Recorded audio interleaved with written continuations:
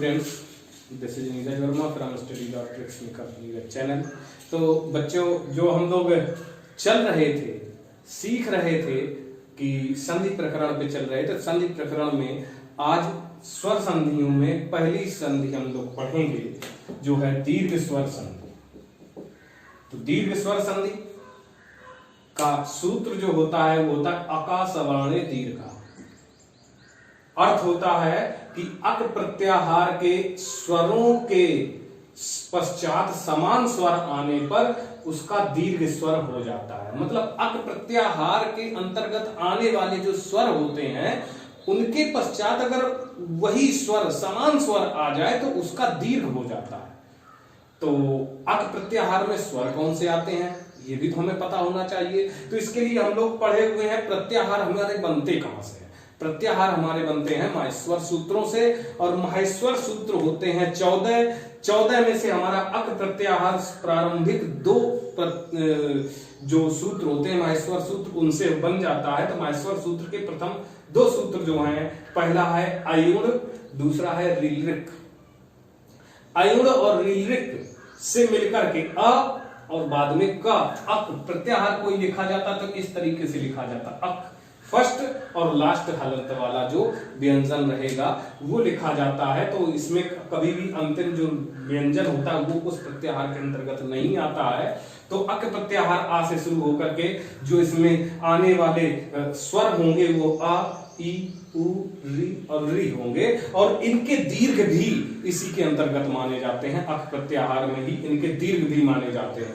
तो ये सारे स्वर हुए। और जैसा कि हमने अभी नियम पढ़ा कि अक प्रत्याहार के स्वरों अक प्रत्याहार के अंतर्गत आने वाले स्वरों के पश्चात जो उनका समान स्वर अगर आ जाए तो उसका दीर्घ हो जाता है, और यही दीर्घ संधि है। तो दीर्घ हो जाता है। तो संधि नियम में देखते हैं तो अ या आ या उसका दीर्घ आ, तो क्या हो जाएगा आ के बाद आ जाए तो उसी का दीर्घ हो जाएगा आ हो जाएगा।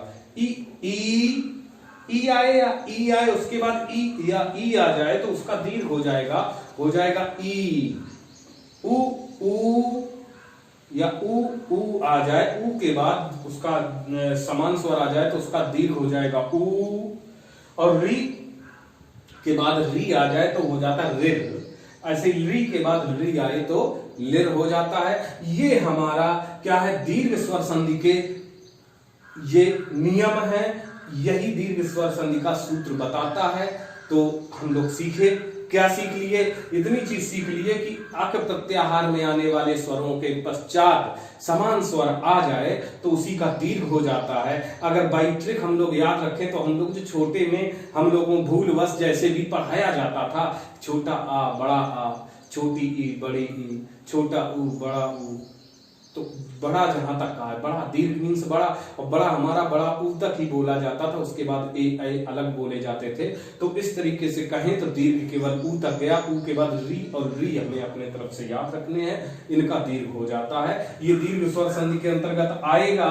अब इससे रिलेटेड अगर हम लोग उदाहरण एग्जाम्पल में चले, इनके कुछ उदाहरण लेते हैं, उदाहरणों पे बात करें तो उदाहरण क्या हो सकते हैं इनके जो हमें सीखने हैं, कैसे हम संधि करेंगे या कोई संधि है तो उसको कैसे समझ पाएंगे। तो ये देखेंगे कि एक एग्जाम्पल में दे रहे हैं हेम प्लस आलय, क्या होना चाहिए। तो जैसा कि हम इससे पहले इस वीडियो लेक्चर से पहले बात कर चुके हैं कि कोई भी व्यंजन बिना स्वर के नहीं बोला जा सकता, ना लिखा जा सकता। इट मींस यहाँ पर जो मां आया है, जो यहाँ मां आया है, इसमें क्या मां और आ है, मतलब इसके साथ क्या लगा हुआ है, आ लगा हुआ है, आ की मात्रा है, और इधर आ आया हुआ है हमारा। तो देख रहे हैं कि ये हमारा क्या हो गया कि अक प्रत्याहार का वर्ण है ही, स्वर है ही आ, और उसका समान स्वर आ गया तो इसका क्या बन जाएगा, दीर्घ हो जाएगा। इट मींस अगर हम इसको लिखना चाहें तो हम इसको किस तरीके से लिखेंगे वो देखते हैं। तो हम इस तरीके से भी इसको अगर प्रॉपर वे में लिखें तो हम लिखेंगे हिम प्लस अ और प्लस इसका आ और प्लस लय। तो ये दो हो गए, इनका बन गया आ तो हो गया हिम प्लस आ प्लस लय, और इनको मिलाकर आ की मात्रा इस पर आ जाएगी, और इस तरीके से हमारा जो वर्ण बनेगा वो बनेगा हिमालय। जो शब्द बना वो शब्द हमारा ये तैयार हुआ हिमालय। तो क्या हुआ, अ और आ मिलकर के आ हो गया, तो ये हमारा क्या हुआ जाकर के दीर्घ बन गया, उसका दीर्घ स्वर संधि हुई। ऐसे ही तरीके से और भी कुछ हो सकते हैं एग्जांपल्स में। एक ये हो गया, अगर एक ये लिखें, क्या लिख लें, गिरी प्लस ईस, तो क्या करेंगे, देख रहे हैं कि इस पे मात्रा क्या है। इसको अगर हम लिखना चाहें तो गिर हलंत करके आ, और इसकी मात्रा है ई की, और इधर ई है तो ये आ गया, और प्लस ये हो गया। देख रहे हैं कि जो हमारा अक प्रत्याहार का ई है उसका उसी समान स्वर है, तो ये ई हो जाएगा, तो ये क्या हो जाएगा, गिर प्लस ई प्लस, और ये बन गया हमारा क्या, गिरीश। ये मात्रा इस पर आ जाएगी और बन जाएगा गिरीश। ये भी दीर्घ स्वर संधि का एक उदाहरण हुआ। और भी उदाहरण हम लोग लेते हुए चलें, अगर सीखना चाहें तो बड़े आराम से सीखते चल सकते हैं। अगर एक कोई ये है, वधु प्लस उत्सव, तो देखें तो क्या आएगा, वध हलंत, क्योंकि इस पे ऊ की मात्रा हम यहां ले लेते हैं, ऊ प्लस ये ऊ है, और यहां आ गया क्या हुआ, ता, उत्सवाधा ताता। तो इस तरीके से इसको हम लिख सकते हैं। तो ये क्या हो जाएगा, वध, और ये हो गया ऊ, और फिर ये ता हलंत सब, ये होगा जाकर के, और ऊ की मात्रा इस पर आ जाएगी, तो ये आ जाएगा वधूत्सव,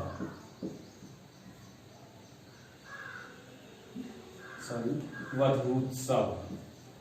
ये लिखा जा सकता है, इस तरीके से हम ये लिख सकते हैं। और एक आध और एग्जांपल देखें तो मात्र प्लस ऋण,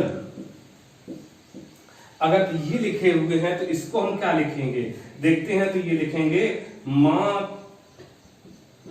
मात प्लस री, और प्लस री ये हो गया, और यहां ये अलग हो गया। इन दोनों का मिलके क्या बन गया, ये बन गया मात प्लस ये हो गया ऋण, डबल हो जाती है इस पे, और प्लस होना, तो ये क्या हो गया, मातृ। इस तरीके से इसको लिखा जा सकता है। तो यहाँ क्या आया, री री मिलके ऋण हो गया, ये भी दीर्घ हुआ। तो ये दीर्घ संधियों के कुछ उदाहरण हो गए।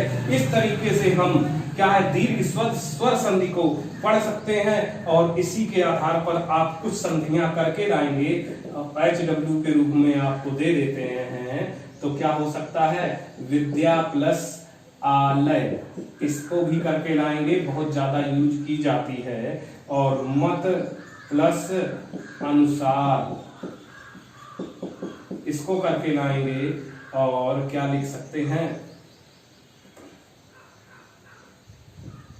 और कुछ और लिख सकते हैं, कवि प्लस इंद्र, ये करके लाएंगे। और